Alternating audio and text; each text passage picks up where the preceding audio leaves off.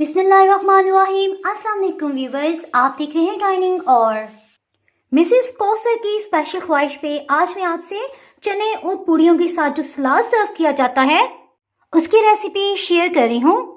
अगर मेरी वीडियोस अच्छी लगी तो लाल सब्सक्राइब को क्लिक कर दे, साथ में ये जो बेल का आइकॉन है इसको क्लिक कर दे। इसको क्लिक करने से आपको मेरी हर नई वीडियो का नोटिफिकेशन सबसे पहले फ्री में मिलेगा। बिस्मिल्लाहिर्रहमानिर्रहीम की रेसिपी को स्टार्ट करते हैं।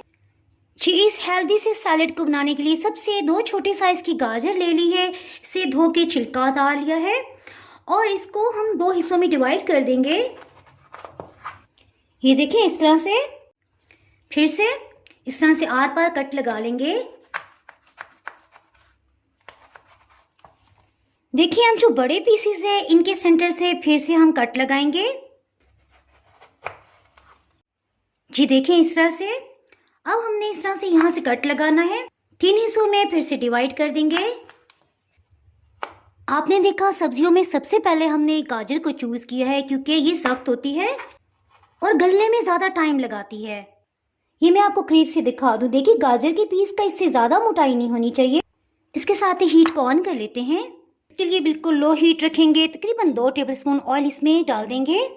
कटी हुई गाजर को अगर कप में डाला जाए तो देखें 1 कप से थोड़ी सी कम मिकदार में है। चूल्हे की आंच को बिल्कुल लो इसलिए रखा है कि साथ साथ हम कुछ मसाले शामिल करेंगे और ये जलने भी ना पाए। सरसों के बीज आधी चाय की चम्मच, मेथी या जिसे मेथे कहा जाता है, मैं इसे हाफ ग्राइंड कर रही हूँ। इससे पहले थोड़ा सा गाजर का ख्याल कर लेते हैं। इसे एक दफ़ा मिक्सअप करेंगे ताकि यकसा हीट इसे लगे, वरना इसने नाराज होकर कहीं से जल जाना है और कहीं से बिल्कुल भी हीट नहीं लगनी। कलंजी के बीज 1 खाने वाला चम्मच, एक दफ़े से मिक्सअप कर देंगे। इसके साथ ही प्याज को कटिंग कर लेते हैं। बिल्कुल लो हीट पे ये आहिस्ता आहिस्ता पकता रहेगा। प्याज को बस इस तरह से सेंटर से कट लगाएंगे। ये देखें, और बस इसे लेंथ वाइज कटिंग कर लेना है। जो भी प्याज इस तरह से थोड़ा चौड़ाई में होगा उसे इस तरह से कट लगा के लंबाई में कटिंग कर लेंगे। प्याज की जुड़ी हुई कलियों को अलग कर लेंगे।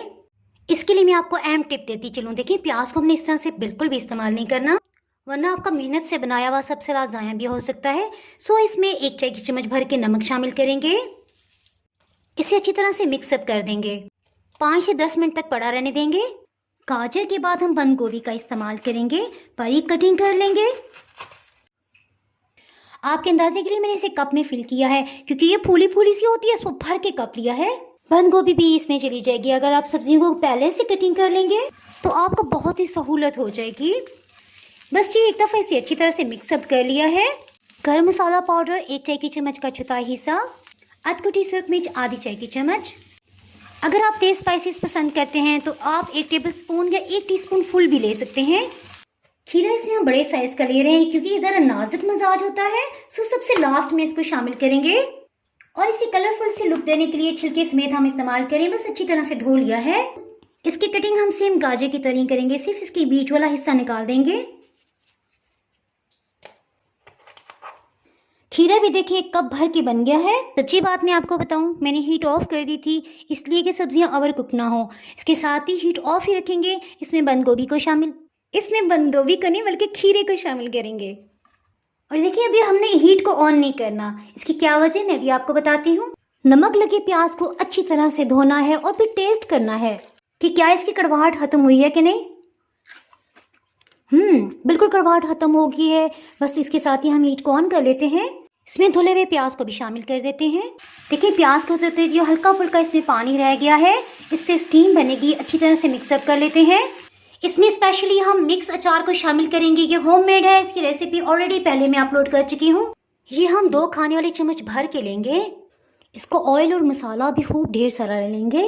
इसे अच्छी तरह से मैश कर लेंगे। इसमें लहसुन, अदरक, आम, हरी मिर्च, चुकंदर, शलजम, लीमू सब कुछ शामिल है। और अगर आप इसकी रेसिपी जानना चाहें तो इसका लिंक आपको डिस्क्रिप्शन से मिल जाएगा।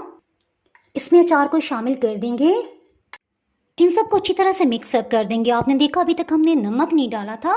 इसकी क्या वजह है? यही वजह है कि अचार में भी नमक, सब स्पाइसेस बहुत अच्छी तरह से डले हुए थे।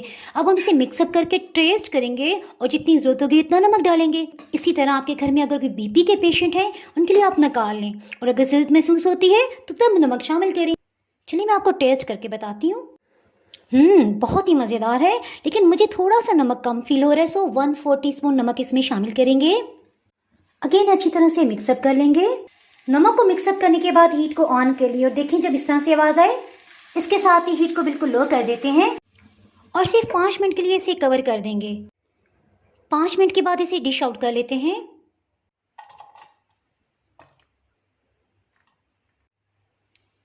उम्मीद करती हूँ आज की रेसिपी आपको बहुत ही पसंद आने वाली है। इसके साथ ही जनाब, अगर आप मेरे चैनल पर नए हैं और चैनल को अभी तक सब्सक्राइब नहीं किया तो फटाफट से सब्सक्राइब कर दें।